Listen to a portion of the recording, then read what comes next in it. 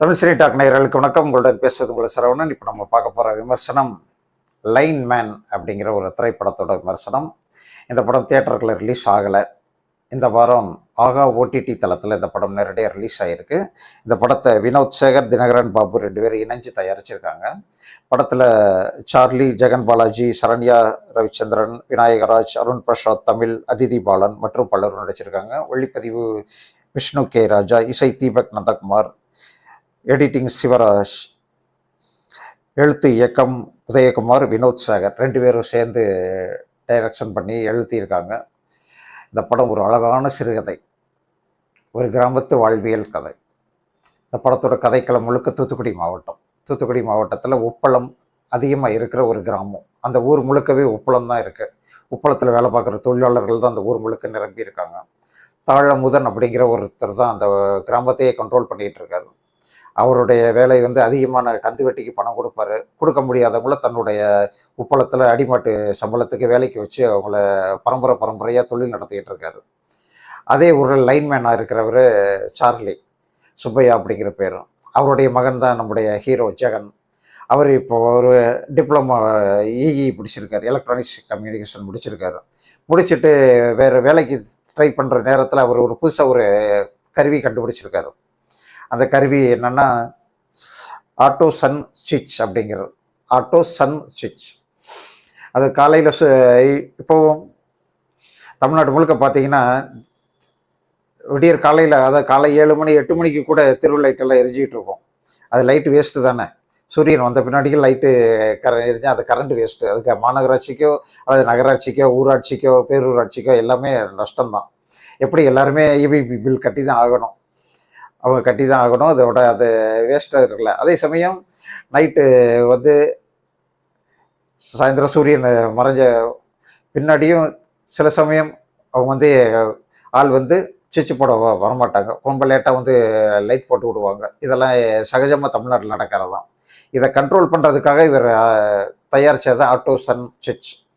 அது காலையில் early morning சூரியன் உதித்த உடனேயே ஒவ்வொரு போஸ்ட் கம்பத்துலையும் இந்த கருவியை மாட்டிட்டா சூரியன் உதித்த உடனே ஆட்டோமேட்டிக்காக லைட் ஆஃப் ஆகிடும்.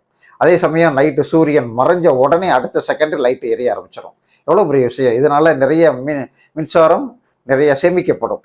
நிச்சயமாக ஒரு அருமையான ஒரு ஸ்கீம், அருமையான ஒரு கண்டுபிடிப்பு. இந்த கண்டுபிடிப்பை உண்மையாக கண்டுபிடிச்சவர் தான் அந்த படத்துடைய தயாரிப்பாளர். நிஜமாகவே அவர் கண்டுபிடிச்சி வச்சுருக்காரு. சென்னையில் ஐஐடியிலலாம் காட்டிட்டார். ஐஐடி சர்டிஃபிகேட்லாம் கொடுத்துட்டாங்க.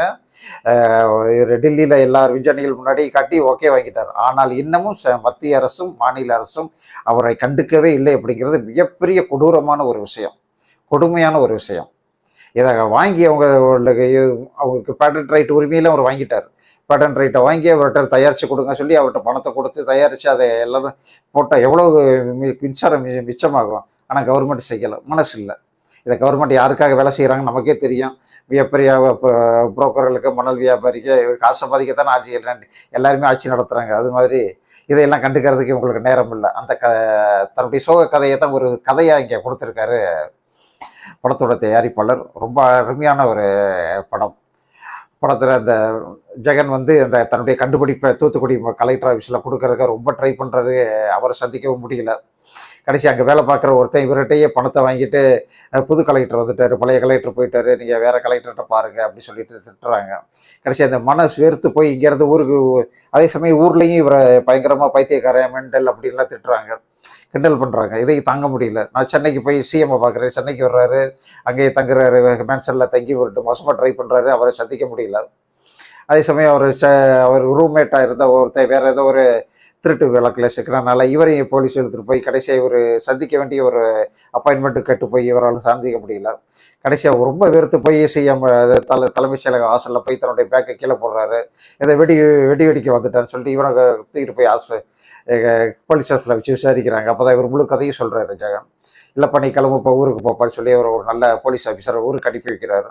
மறுபடியும் ஊருக்கு வந்துடுறாரு. அப்புறம் யோசிக்கிறாரு இப்போ ஏதாவது செய்யணுமேனு.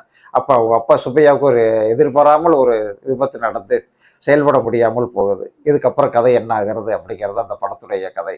இதுக்கிடையில் இவருக்கு ஒரு லவ் உண்டு. அவர் one side love, Saranya Ravichandran அதே ஊரில் இருக்கிற ஒரு பொண்ணு இவரை டீப்பாக லவ் பண்ணுது. ஆனால் இவருக்கு அந்த லவ்ல இன்ட்ரெஸ்ட் இல்லை. எப்படியாவது தன்னுடைய அதனுடைய கண்டுபிடிச்சதை உலக அளவில் கொண்டு போகணும், ஒரு மிகப்பெரிய பேசு பொருளாக்கணும், இதை தயாரிக்கணும் அப்படிங்கிறது அவருடைய முழு நோக்கம்.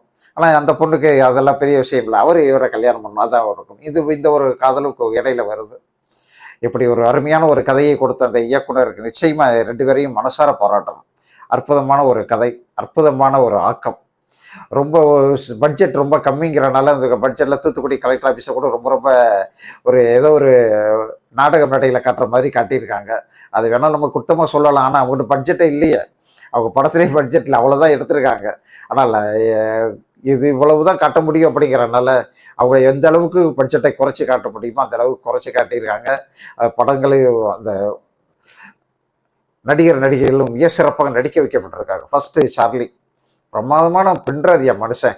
அவருடைய இப்போதைய காலகட்டத்தில் 2010க்கு அப்புறம் சார்லி நடித்த அத்தனை படங்களும் பிரமாதமாக இருக்குது. அவருடைய நடிப்பு அவ்வளோ அழகாக தன்னுடைய நடிப்பை காட்டியிருக்காரு. இதுலேயே அப்படி தான் கடைசியில் செயலிழந்து போய் நிற்கின்ற போது அப்படி ஒரு மனிதர் எந்த உடல் அசைவை காட்டுவானா அதையே காட்டி நம்ம ஒரு பரிதாப உணர்வை வரவழைச்சிட்டார் சார்லி. உண்மையை ரொம்ப பாராட்டணும். அவருடைய அந்த பாச நடிப்பெல்லாம் ஒரு அசத்தலான ஒரு வில்லேஜ் அப்பா எப்படி பாசத்தை காட்டுவார் அது மாதிரியான காட்டியிருக்காரு. ஒரு பக்கம் அந்த நடித்த நடிகர் ஜெகன் ஒரு அப்பாவியான ஒரு கேரக்டர். எப்படியாவது தன்னுடைய கண்டுபிடிப்பை எல்லாரும் பார்க்கணும், எல்லாரும் முன்னாடி காட்டணும் அப்படின்னு துடிக்கிற அந்த துடிப்பு. அவர் தன்னை இப்போ எல்லாருமே பரிகாசம் பண்ணும்போது அதை கண்டுக்காமல் வீட்டில் போகிறது, அது சென்னையில் வந்து மாட்டிக்கிட்டது போலீஸில் கதையை சொல்லும்போது பரிதாபமாக இருக்கிறது. ரொம்ப பரிதாபமான ஒரு உணர்வை நமக்குள்ளே உணர்த்தியிருக்காரு ஹீரோ. அப்புறம் அதே ஊரில் இருக்கிற தமிழ் அப்படிங்கிற ஒருத்தர் ஒரு போராளியாக அந்த ஊருக்குள் நடக்கின்ற அத்தனை அக்கிரமத்தையும் எடுத்து குரல் கொடுத்து கடைசி அவரையும் இந்த சமூகம் வாழ விடலை, அவரையும் கொலை பண்ணிது, சத்தம் இல்லாமல் கொலை பண்ணுறாங்க. ஆக மொத்தம் எல்லா கிராமமும் சரி நகரமாக இருந்தாலும் சரி, பணம் இருந்தால் எதையும் சாதிக்கலாம். பணக்காரங்களை எதிர்த்து நீங்கள் எதுவுமே செய்ய முடியாது. குடியானவர்கள் எதுவும் வாயே திறக்கக்கூடாது அப்படிங்கிற அரசியல் சமூக சூழ்நிலை தான் இப்போதைக்கு தமிழ்நாட்டில் இருக்குது, இந்தியாவிலேயே இருக்குது. அதான் இந்த படத்துலையும் தெளிவாக ஏத்தாப்புலேயே சொல்லிட்டாங்க. அதே சமயம் யதார்த்தம்னு ஒன்று இருக்குல்ல, அந்த யதார்த்தம் உங்கள் மூஞ்சிலேயே அடிக்கும் அப்படிங்கிறது இந்த படத்தோட கிளைபாக்ஸ்லையும் சொல்லியிருக்காங்க. அதே சுப்பையா இவருடைய கண்டுபிடிப்பாக அந்த புது கலெக்டர் அதிதி பாலன் வந்து ஓகே பண்ணியும் கடைசியாக இவருடைய அப்பா உடைய வேலை இல்லாதனால அவங்க அப்பாவுடைய வேலையே இவர் கிடைச்சி அந்த கண்டுபிடிப்பு அடுத்து என்ன ஆகும், யார் வந்து அதை புதுசாக கண்டுபிடிப்பா, யார் வந்து அது புதுசாக மேலே கொண்டு போவாங்க அப்படிங்கிறத ஒரு நமக்கான ஒரு வீணாவாக நம்ம முன்னாடி வச்சுட்டார் டைரக்டர்.